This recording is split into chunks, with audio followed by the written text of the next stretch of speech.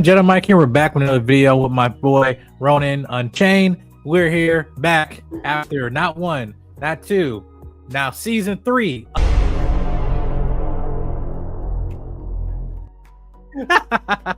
Yes, of Invincible. That was by accident. But yes, that's not gonna happen every time we say the word.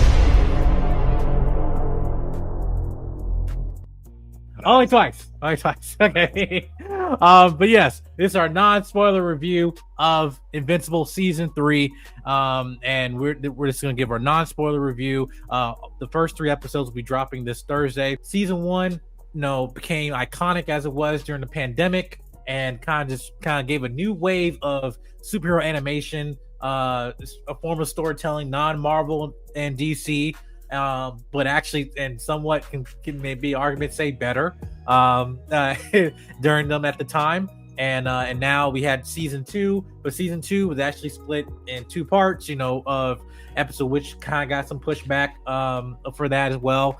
But now we finally the wait is over. We got season 3, and it's no breaks for this season. So what was your initial thoughts of the episodes that you and I saw of Invincible?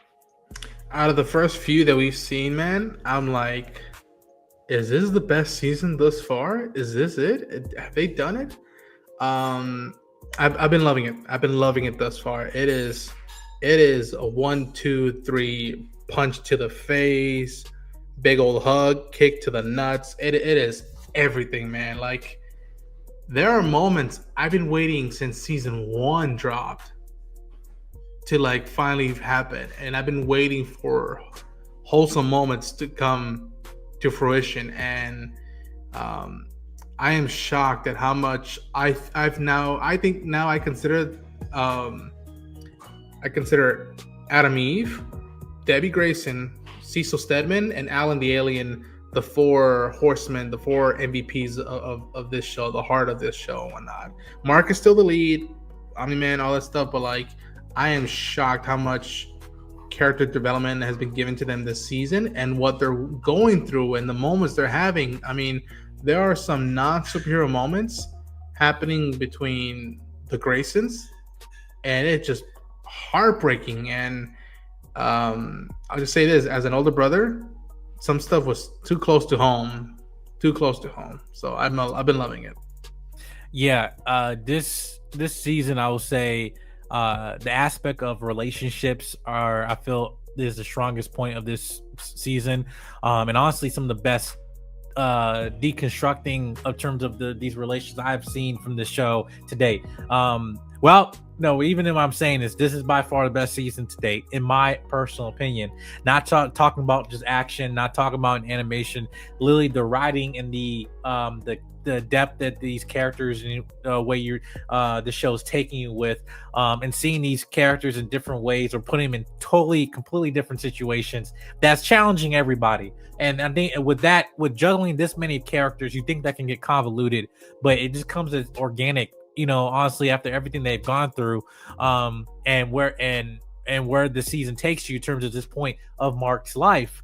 And again, after everything that Mark has gone through these past 2 seasons, and what he gets through in these a couple episodes, you think just normal person, even without powers, how they can deal with this on an emotional and psychological level. Hey, am I a good guy? Am I doing the right thing? Right? Or am I doing things that I have no choice to do? Right? Or am I standing on my morals and stuff that I'm not like my dad? I'm even though I just experienced, my dad in season 2, and now he's locked up with the from the Viltrumian Empire, leading to his execution and stuff like that, right? Dealing with his sins and his trials and stuff like that. What did that do to the Mark, but also just the Grayson family? Mark's mom as well, like how she, organically moves on and from everything, but now in a new position, because now she's also mothering another child in a different way with Oliver. And to me, I felt like that those things were the strongest point. You mentioned that Alan the Alien, yes, going on to that, like you get more of that as well. Now definitely with Seth Rogen, just in addition to the show, just like again, it's always, he's just a breath of fresh air, yes, comedic relief, but at the same time moving the story further. and well, where it's like his scenes is not just like a waste of time, even though it's taking place not on Earth and stuff like that. It's like those things like is moving the plot along, and they having specific characters like comedic characters like Rex Lode. Like you see him in a new position of his life, yes, still being the comedic person, but like an evolved person, you know, after everything he's gone through. And but yeah, you mentioned that with Adam Eve. Like again, we had the one-off episode of special, Adam, special, which was fantastic. Beautiful. We saw the premiere of that at Comic-Con, but like now, you know, she's in this season 2, and you see how Mark and her relationship starts to grow. What was your strong some of the points that stood out for you in terms of her character this season? To me, it's just that like Eve is the most what's the word for it? She just the most grounded, human, and patient of them all. Like the only person that rivals her is Debbie. Yes, and I love how she is up for a moment. You can see how she's excited for stuff, and yet is quick to realize a thing is not a thing, and yet doesn't run off from it, but also says, okay, now we have to really deal with it because you just threw a curveball at me, and there's, again, without sponsor, the stuff at play that's been teased at for a while, and at points you're like, yes, and again, almost every character had a moment like, what are you doing? Why are you doing it this way? But I think overall it's just it makes for good tension, and not just like brutal angry tension, but the tension of like nothing else matters except these frames of animation when I'm watching it. And with Gillian Jacobs, she gives so much soul to Eve that I feel that she's a standout, and I'm so happy that the special wasn't just a one-off thing that they had a chance to do. It's like, no, yes, that's how strong of a character is, that she can have her own special. And now this is where we go after you know where she's come from, you know what she's been through, and it's a testament to her, and also where she's gone in her personal life and her superhero life. What happened with her dynamics with Rex? What happens to her dynamic with her family? It's a very interesting times we're spending with her, and I'm very curious to see how now she's going about stuff, because she set some plans in motion of how she's going to go about managing her professional and private life, and I like that time is being highlighted for her. Yeah, and there's healthy things in here too, just now with these people's relationships that I feel I don't want to also just pass over, because it can be so easy just to make this some type of CW type of writing with these relationships and stuff like that makes it so frustrating. But they don't do this in this season. Everything, the choice that they make, do people make some dumb decisions? Yes, but it plays out in a healthy way that you're like, okay, all right, great, it's and because you're trusting, who these characters are. Like, some characters here are idiots, but some are actually smart and caring human beings, even though they are have powers and everything like that. And it's matureness, bro. Like yes, it's again, mature. I don't want to like reveal all the playing cards, but folks, when you watch these first few episodes, keep an eye out on Rex, who I mentioned. I'm like, this kid, he still's got his suave stuff, and Jason Mantzoukas runs with the scripts they've given him and the lines. And there's a scene with the Guardians of the Globes, and all I'm going to say is that it is one of the best scenes of the whole series, not just season, the whole series, where nothing felt out of place. Stuff felt valid, and it's all about perspective and how you see those perspectives. And I can't wait for people to see that scene. Yeah, because that's like, with the Guardians of the Globe, you have that dynamic again. All relationships in the show is now affected to a different point. Yes. And with the Guardians of the Globe, after what's about the experience last season and stuff, you get to see new dynamics where it's almost a conversation similar to what Captain America Civil War had with the Avengers and with the Sokovia Accords and stuff. Yes. Not talking about government imposing something. It's more an inner dialogue with the team members about what are we doing? Is this the right thing, or do I actually stand for this, or do I disagree with this and stuff? Those types of conversations are happening in there, and again, it's so complex here. But again, the root of all that, also from the Guardians of the Globe, is also another highlighted character in the season, which is Cecil. Cecil, I felt, has now shifted into a different character, like where a lot of people can view him in many different ways, and neither I feel will be wrong and be justified in terms of like, oh yeah, I can see why you might see this person might be the bad guy, or I can see why you think this person is the good guy. And there's nuance to him. It's like, yes, he's putting that archetype as a Nick Fury, Amanda Waller type character, but he's also original to his point where it's like, yeah, either one character or the other. But this Cecil, he's like, no, he's playing a bunch of different sides here. Like, yeah, he's not like Amanda Waller, he's not like Nick Fury, but like, yeah, he's in that role, but at the same time, he's making justified decisions that anybody would have made, and stuff. Or should I say, in this world that they created. In this world, yes. I would say in this world that they created in Invincible, yes, Cecil, he has to be who he is because of the stuff that's going on. And you get to see more of his background, like why is he doing this? How he become the way he is, and stuff like that. And that's, to me, again, the level of intentionality with all these characters. Like, yeah, you have favorites, but nobody's left here untouched in terms of, no, let's actually spend time investing in this character.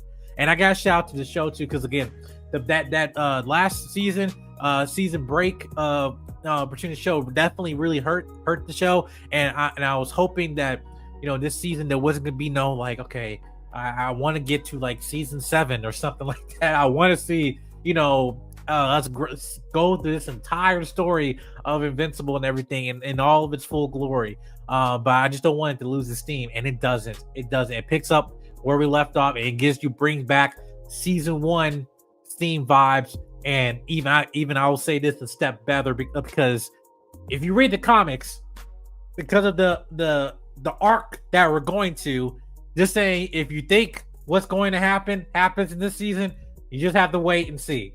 And just knowing that this entire show is about to flip on its axis.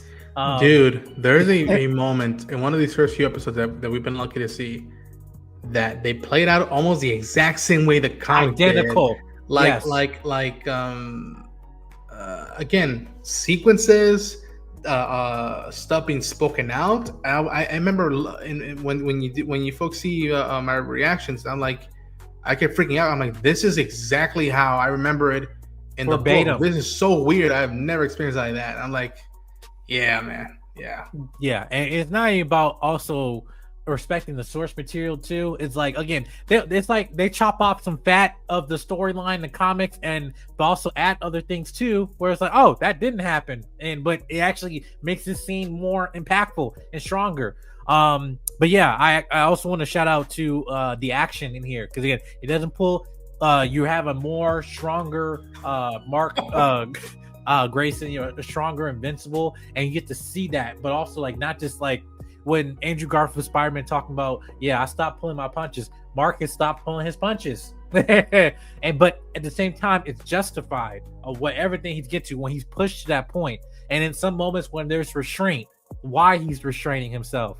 But yeah, and there's certain things too where when like father, like son, where things he would say, I'll never be like my father. I will never do what he did or do the things that he would do, only to be compromised in certain situations where like, oh my gosh, I am saying things or I'm doing things exactly my father would have done.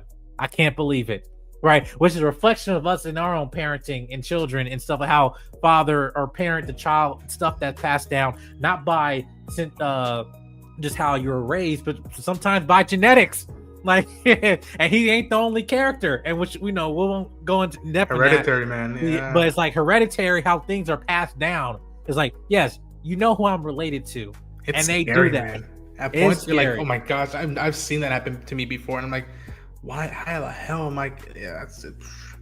Yeah, but and before we kind of end things off, I want to also talk about the voice acting too, because you get a lot of not say cameos, but you get additional characters, but more noticeable voice actors that you might say that sounds familiar, and it's not no spoiler. You see it, you get Simi Liu, you get Aaron Paul in this as well, but they're utilized best way. They're not no one-off characters or anything like that. They spend time with these where you are invested with them with these characters and stuff. You also have more. I forgot the whole Cholo list. Maridueña, the Cobra Kai breakout star. Yeah. Yes.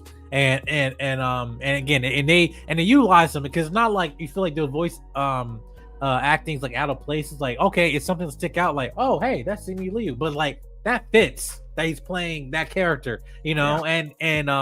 And it just adds other dimensions to where like certain characters are put in points of the story to add just another emotional weight of this, and again bringing back that the not just the trauma, but just the rawness of season one, of the things that we're going to. They bring that back and they take this to a whole new level. Yeah.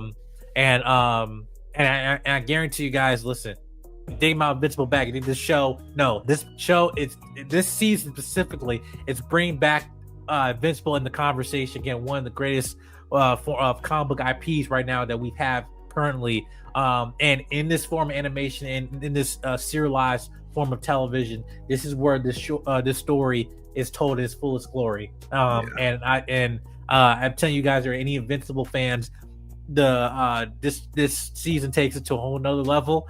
And I'm telling you, in the end of the season, you guys are not ready. You guys are not ready. And I'm very intrigued to see how the audience are going to receive this season, especially the ending of this season. Yeah, I just can't wait, because you think an end of season one was like, oh my gosh, what happened? Takes us to a whole nother level though. But I have to say a shout out to Prime Video for this, for again not pulling punches in the writing, having mature forms of storytelling, knowing their audience, and also maturing with their audience. I know it's been a couple of years, whatever, but at the same time, it's like, no, we're actually aging with you guys. Yeah. We're aging with you guys and stuff, and we're gonna have more adult stories, not just in terms of just gore and everything, but just in terms of mature themes that we're applying here.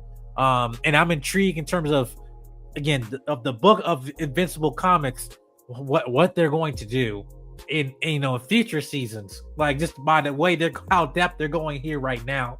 But Ronin, you have any final thoughts before we close out this review, non-spoiler review?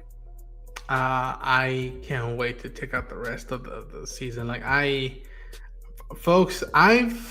stopped reading because by the time season 2 came out, I had caught up, so I knew, hello, yes, son, and I think I miss my wife. I had already known that, and I was waiting for those moments.